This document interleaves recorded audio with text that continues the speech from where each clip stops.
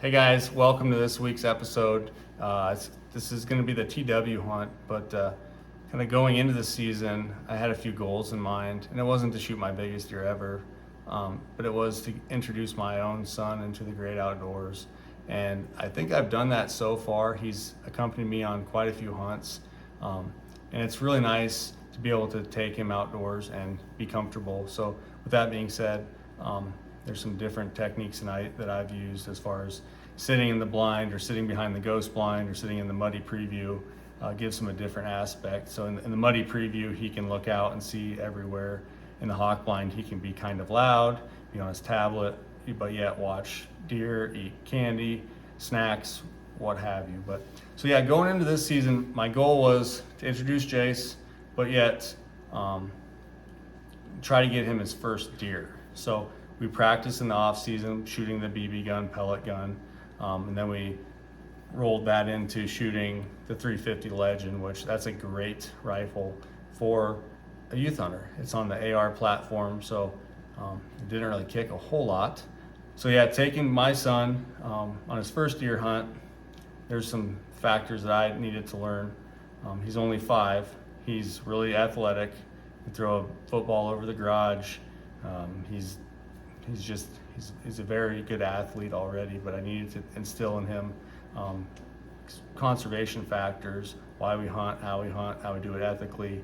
And was probably my biggest fear, was not being able to relay that information to him. But I think after the first hunt, he shot a deer, he hit it really low, just grazed it. And we had pictures of it the next day. So being able to have those cell cams and say, hey Jace, here's that half rack that you shot, a little forky. He's okay, but this is where we shoot the deer, this is where we aim. And then the next outing, he shot his first doe, and that was pretty cool. So if you guys haven't watched that video, maybe Jesse can throw it in this one. But so he shot his first doe, 350 Legend. Season was rolling in, and I had TW to hunt. Hey guys, it is almost August. July is almost over. I got a few cameras out. I got about 30 more to put out.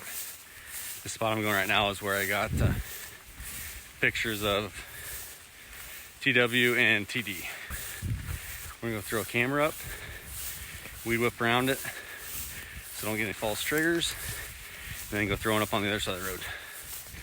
I'm out of breath. Which, going back, the first pictures that I got TW this year was during a golf outing. And I was golfing with my buddy Terry.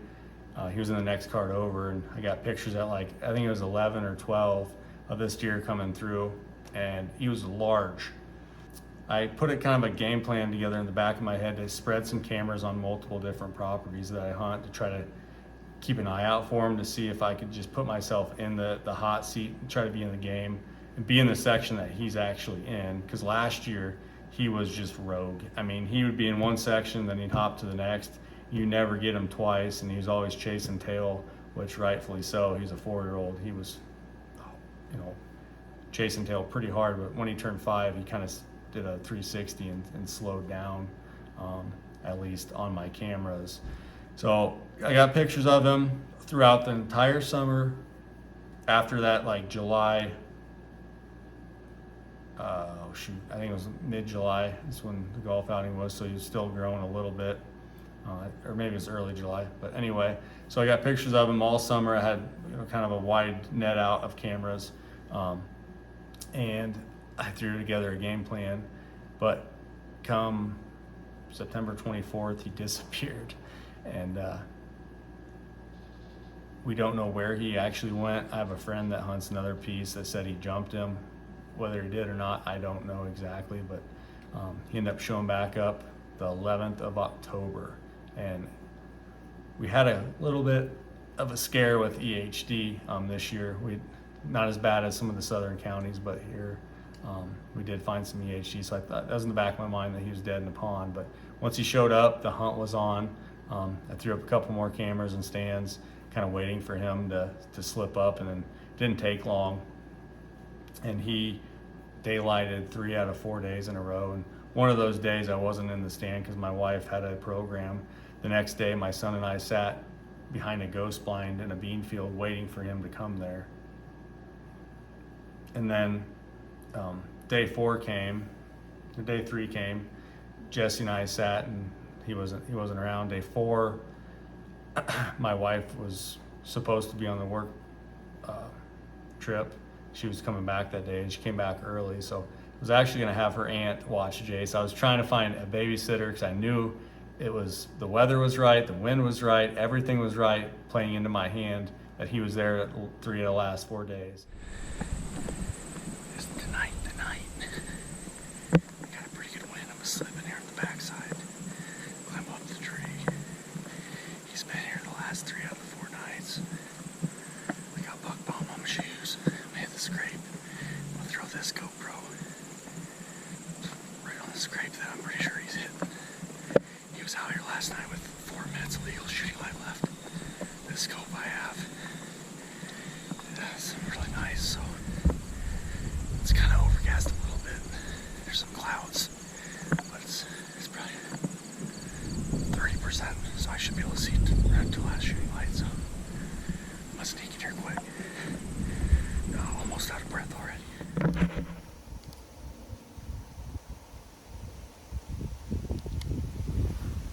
What's up, guys? It is Thursday, October 19th. I have 3 days to get it done for early muzzleloader, and last 3 out of the 4 nights, TW has been right here, 20 yards away, and I got a perfect wind. I'm crosswinding him just by a skosh. When the thermals drop, my wind's gonna go down into the valley, and he stays up on top. So I bumped him in here where he's bedded. Last year, after deer season, I was going for a hike. But, so I know that the general area where he's bedded before, so I'm guessing that's where he's at. That's kind of where he's been coming out, pretty close to last light. The first night he showed up, he was going back to bed in the morning at like 4 or 5, and then he finally started showing up out here in the cornfield. He daylighted like 6:30 something a week or 2 ago, so he's not scared. And then the night after that, Jason and I sat in a different field, and he daylighted back here again. And then 2 nights ago, Jesse and I sat over here and seen a couple fawns. It was a south wind, so I'm thinking he didn't like that. He stayed in where no one's gonna get him, but he crosses the fence here. I'm gonna get him. And last night he was here with like 3 or 4 minutes of legal shooting light left, so it's a little bit cooler, I think. It's a northwest wind, a little bit cooler from last night, but I got it set up. I got my phone because this oak tree is so freaking huge. It's hard to put the muddy camera arm around it, so we're videotaping with the phone. Should be interesting. I got a GoPro on the ground facing me about 30 yards away. He's gonna hit this hemp rope scrape, and I think I'm gonna put a bullet in him, hopefully.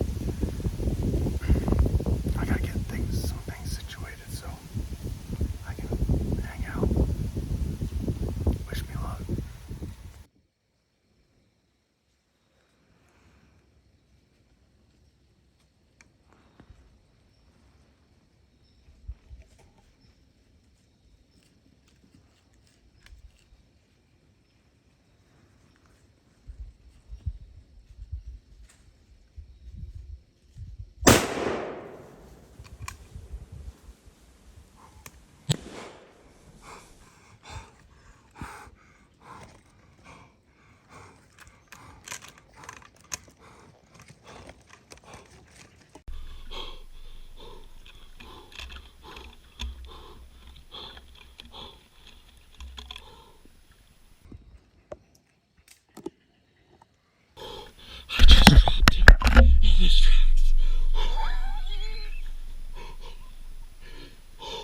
the smokeless. TW dead right there.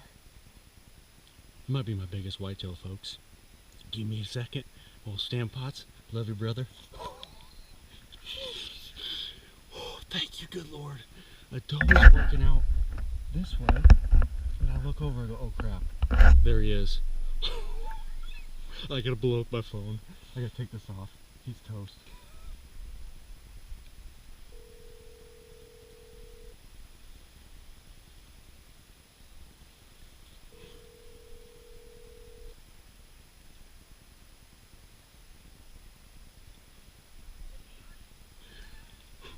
Hello? I killed him. You killed one? The big one. Oh my gosh, let's go.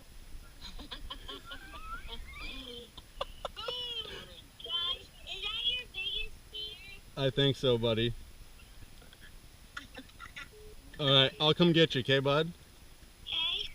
Okay. Alright, love you, bye. Good job, babe. Thank Love you. Dude, on video, with the other GoPro running, in the field, on my phone, and I dropped him in his tracks under the scrape.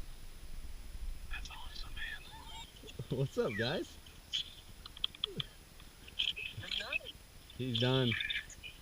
Dumped him. Look at this thing.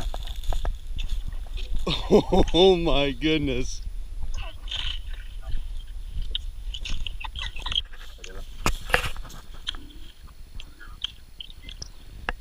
I caught the last 3 out of the 4 nights he's come out, but this is super early. It is a red moon.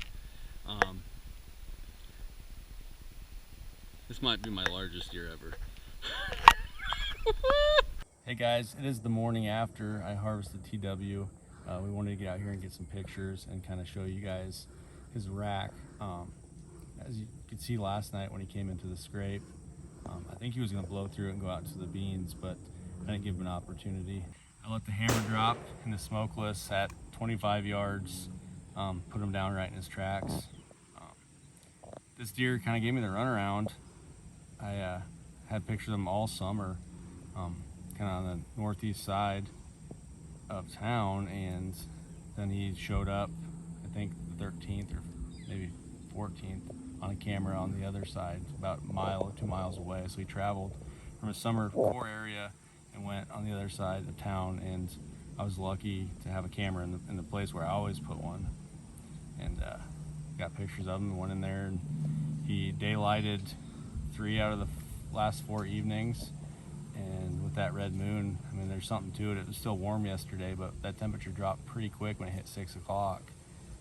That northwest wind, and he came out really early. So I'm guessing he's going back to the beans or maybe to the kind of the clover and cattle pasture. But he stepped out. It's a short video.